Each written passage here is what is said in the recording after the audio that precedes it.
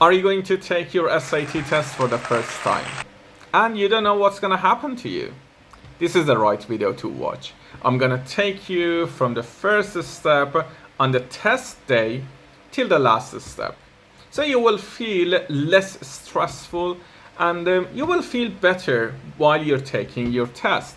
And at the same time, it will affect positively on your test result. And hopefully you can get what you wish for. Okay, let's start from the first step. And because at the weekend I was at a school as a proctor, and I realized that it was really difficult for some students who were taking the SAT for the first time. And yeah, the rules, regulations are simple. But you know, while you're taking your SAT, an international exam, it is a bit stressful. So let's go through it together. First, when you leave home, make sure that you have your passport or your ID card.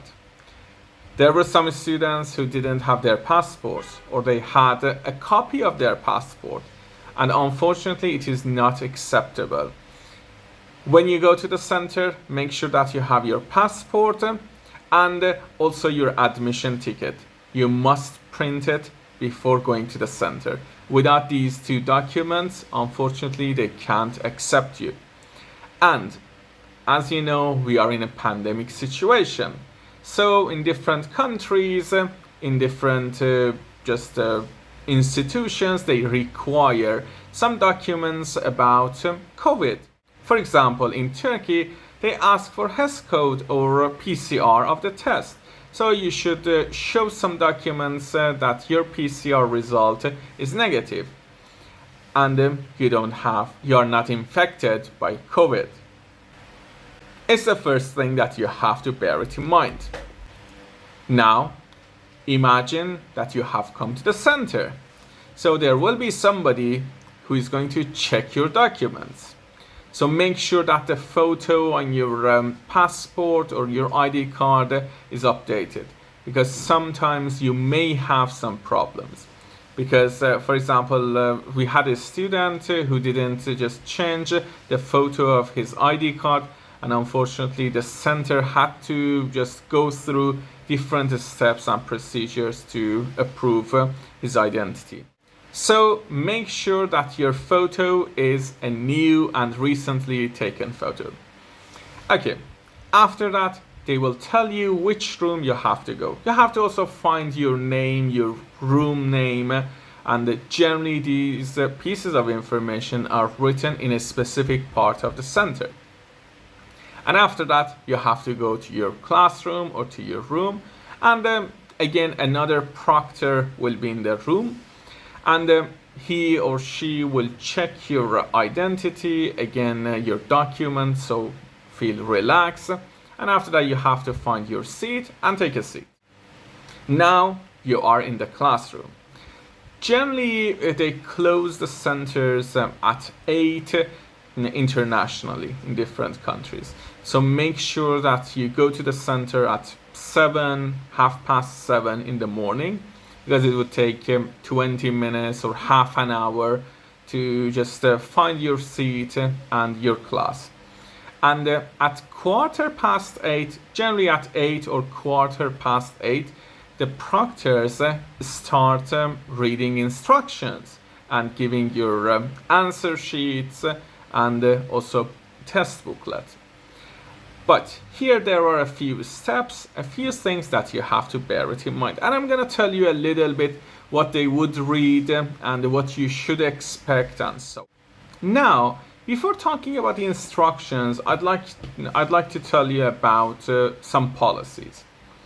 As you know, like other international exams, you shouldn't have your mobile phones and also smartwatches and tablets and electronic gadgets. If you have those just devices, you have to just give them to the proctor, or they ask you to put them in front of the class. So it will be visible to you, but you have to just turn them off. Be very, very careful, because even if you give your mobile phone or electronic device to the proctor, and imagine somebody calls you, Unfortunately, the proctor would just ask you to leave the center and your result will be cancelled. So be very, very careful about your electronic devices. Turn them off if you have them with yourself and put them in the part or in the designated areas that proctors ask you to. Remember that proctors are in the room to help all of you. To help all of you have a fair and good experience of the test. Proctors cannot answer any questions about the test that you have. So if you ask any questions during your test, they wouldn't answer you. But if you have any emergency situations to go to the restroom or probably leave the room, they are in the room to help you. So bear it in mind. Proctors also will post some information about the center. They are going to write about the date, about the center name, and also center number. Each center has a number. They will post it on the board so you can see it. And the name of the test, for example, August SAT. And also there will be a message over there that you have to use pencil number 2 and you shouldn't use a mechanical pencil. Just bear in mind that if you use a mechanical pencil, your answers might not be read correctly. That's why do not use any mechanical pencils. Just have a few pencils. If you don't have a pencil, centers can provide pencils for you, but they don't have to. So you can't just complain about it. But generally there are a few extra pencils that proctors have and they can share it with you. But have your pencils. You cannot borrow any pencils from anybody in the room. You can't borrow any erasers. So make sure that you have your eraser, pencil and pencil sharpener. Do not use any pens throughout the test. It's just simple. No extra explanation. Don't use a pen. As you know, in the SAT test, you can also use a calculator or a backup calculator for the mathematics part. In the mathematics part, there are two sections, with calculator and without calculator. So make sure that your calculator is the one that College Board announce on their website. So always check it. Don't take a risk. It happened to one student a few months ago that unfortunately she had a calculator which wasn't in the list of the College Board. So the proctor had to just collect that calculator. Unfortunately, it was very stressful for that student. So she just burst into tears and couldn't do her test. And just to avoid these problems, make sure that your calculator is one of the calculators approved by College Board. After considering all these details, now let's see what the proctors would. First, proctors would start with a good morning message and just a short message to make you feel better. And then he or she would read the instructions. It would take approximately 20 minutes or a bit more because generally students have questions. That's why proctors have to just help those students. So practically it would take probably half an hour. It depends on the classes, but if everything goes well, it would take just 20 minutes. And then proctors will talk about just some regulations for the students who are going to have unfair advantages about cheating, helping other students and so on. Just remember, if somebody cheats in the SAT test, unfortunately his or her result will be cancelled and that student might not be able to take SAT in the future. So just make sure that you're not planning to cheat because it will cost you a lot. Then your proctor would ask you to again give your electronic devices if you haven't given till that time. just to make sure that all the students have given their electronic devices to the proctor to have a fair. And after that, again, your proctor will give some information about the test, about its security, and then for a minute or so, the proctor will check your calculators to see if they are acceptable or not. And also, generally, also there is somebody who is responsible for the security of the test. So that person also may come to your room at that time to check your calculators.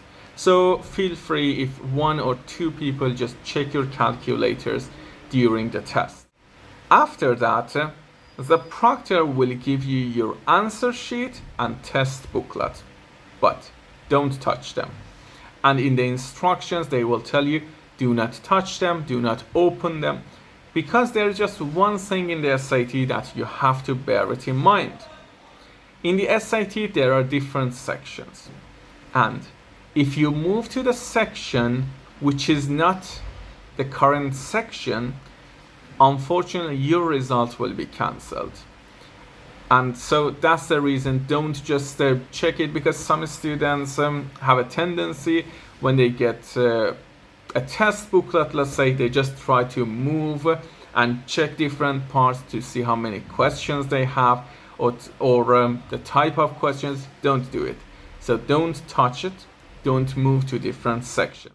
After that, the proctor will give you some instructions about filling in bubbles in the test. How to do it, what is acceptable, what is unacceptable. So listen very carefully, and generally proctors read sentences just slowly and clearly. If you don't understand, by the end of each section, they ask you and they pause. Do you have any questions?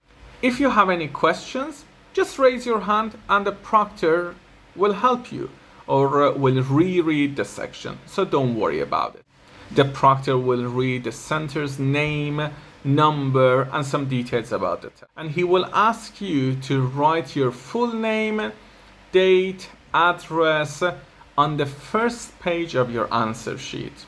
So in your answer sheet, there are 4 pages. The first page is about your general information, some information about the center, about yourself, and on page 2 and 3 you will answer the questions, and we have also one statement on the last page, on page 4. So proctor will ask you to write your full name, your address, center's name, and he will ask you to sign it. So just when you sign it, you should write your full name and then sign it, because sometimes the students don't write their full name. So just to do it officially, you must write your full name and then sign that part. After that, there are a few fields on the first page. For example, field 1, 2, 3, and so on. It will just go on like that. And the proctor will guide you one by one. Now go to field 1, for example, do this one. And he pauses for a few seconds so you can just complete it. So make sure, imagine that this is your answer sheet, and in different parts there are different fields, and you have to just complete the fields. Just try to follow the proctor, and when you are done, try to just look up, because the proctor would say, when you are done, look up. So you have to, when everybody is writing, so proctor is waiting for you. After that, look up so he can move to the next part. And try to just do it a bit fast and carefully, because one person, even for one person, proctor has to wait. Sometimes some students they read it a few times, they don't do it a bit quickly, so it takes a bit longer, and it is stressful for other people, other students in the room. So consider other students as well. I'm not gonna go over all fields, just as I told you, general information about the test. So don't worry about it, just listen. And if you have any questions, raise your hand and the proctor will help you. Don't worry about it. Now imagine that everything is done. It would take, as I told you, 20 to 30 minutes. When it's done, generally your test might start at 9. It depends on the center and also the procedure. Now imagine that you are going to start your test at 9 o'clock. There is always a clock in your class, so you don't need to wear your watch. If you wish to, that's fine. But the timing of the test would match with the clock that you have in the class.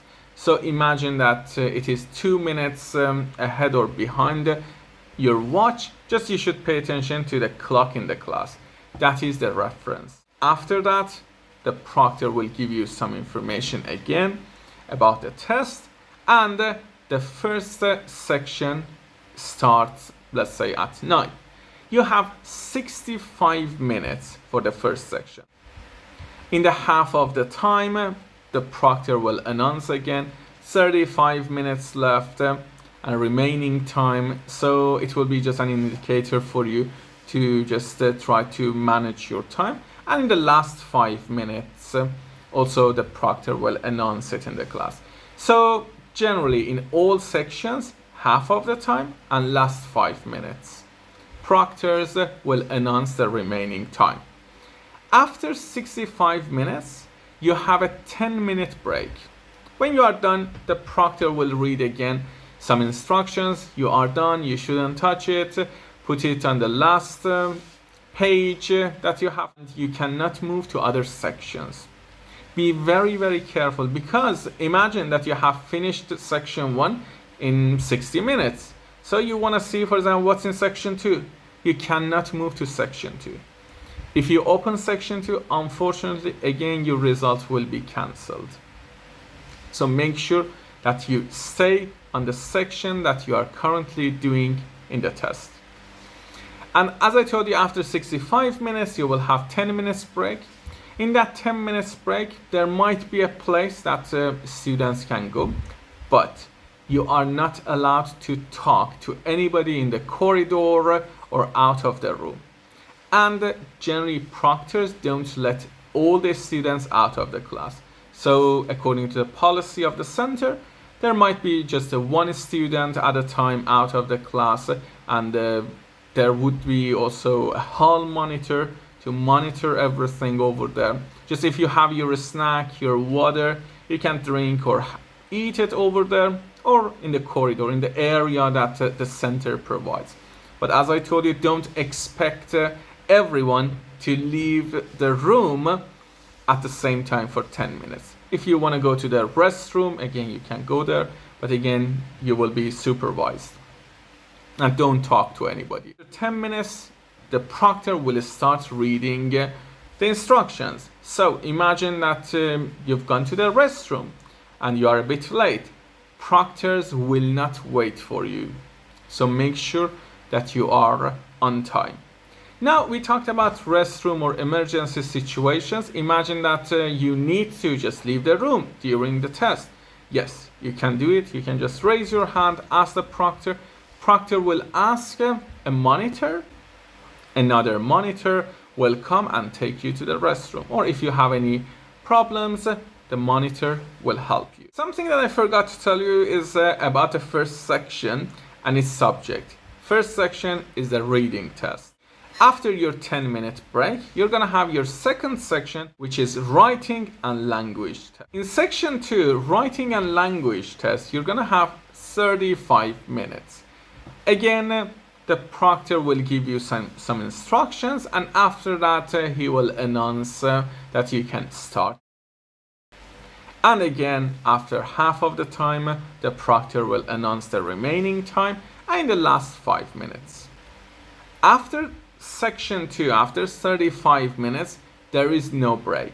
You're going to directly start section 3, which is math without a calculator.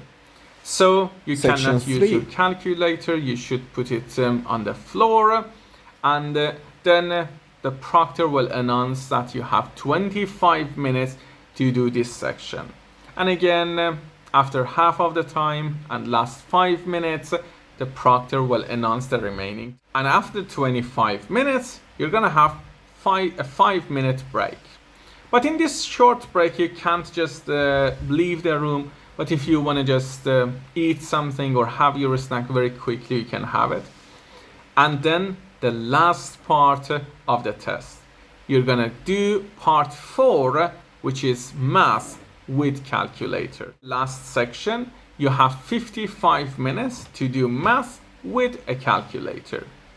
However, imagine that something happens and your calculator doesn't work. That's okay, you can answer the questions even without a calculator. And if you have a backup calculator, again, you can use it, but you cannot borrow any calculators from anybody in the room. So make sure that you have your calculator. If you have a backup calculator, that's also fine.